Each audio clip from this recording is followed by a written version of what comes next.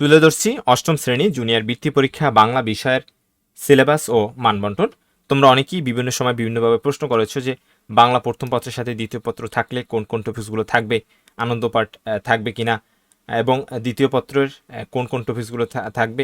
এই যাবতীয় অসংখ্য প্রশ্ন রয়েছে তোমাদের মাঝে।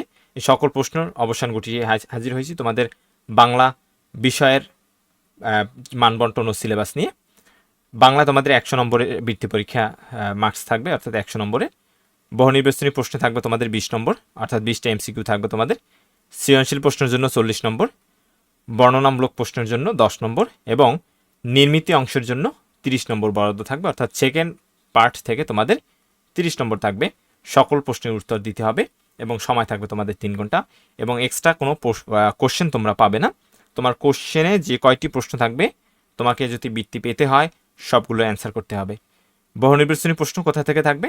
গদ্য থেকে 5টি, কবিতা থেকে 5টি এবং ব্যাকরণ অংশ থেকে 10টি, মোট 20টি এমসিকিউ থাকবে তোমার। সেক্ষেত্রে তোমার কিন্তু পুরো বই পড়তে হবে। এখানে কিন্তু নির্দিষ্ট কোনো কিছু বলেনি যে এই টপিকস থেকে পড়বে বা পড়তে হবে। তোমার পুরো বই পড়তে হবে, অর্থাৎ ব্যাকরণ বই যে তোমাদের রয়েছে সেটা পুরো পড়তে হবে, এবং তোমার যে প্রথম পত্রের যে বইটি রয়েছে গদ্য পদ্য যেটা রয়েছে সেই বইটা পুরোটাই পড়তে হবে তোমার, এবং পুরোটা বই থেকে 10টি এবং ব্যাকরণ থেকে 10টি, মোট 20টি এমসিকিউ তোমার থাকবে। এরপরে সৃজনশীল অংশে গদ্য থেকে 2টি এবং পদ্য অর্থাৎ কবিতা থেকে 2টি, মোট 4টি সৃজনশীল থাকবে। 4টির অ্যান্সার করতে হবে, 4টিতে 40 নম্বর পাবে তোমরা। এরপরে আনন্দ পাঠ থেকে তোমার শুধু একটি বর্ণনামূলক প্রশ্ন আসবে এবং ওই একটিরই অ্যান্সার করতে হবে। এতে তোমরা 10 মার্কস পাবে যদি লিখতে পারো। এবং এই বর্ণনামূলক প্রশ্নে 2টি অংশ থাকবে, ক অংশে 3 নম্বর এবং খ অংশে 7 নম্বর, এই মোট 10 নম্বর। এরপরে বাংলা দ্বিতীয় পত্রের লিখিত অংশে তোমরা যে বিষয়গুলো পড়বে অর্থাৎ নির্মিতি অংশে, সেগুলো হলো পত্র রচনা অর্থাৎ আবেদনপত্র অথবা চিঠি, যে কোনো একটা তোমাকে দেওয়া হতে পারে, এতে তোমাদের 5 মার্কস। সারাংশ অথবা সারমর্ম, এতে তোমাদের 5 মার্কস থাকবে। ভাব সম্প্রসারণ, এতে তোমাদের 5 মার্কস। প্রবন্ধ রচনা থাকবে, 2টি থেকে একটি তোমাকে লিখতে হবে, এতে তোমাদের 15 মার্কস।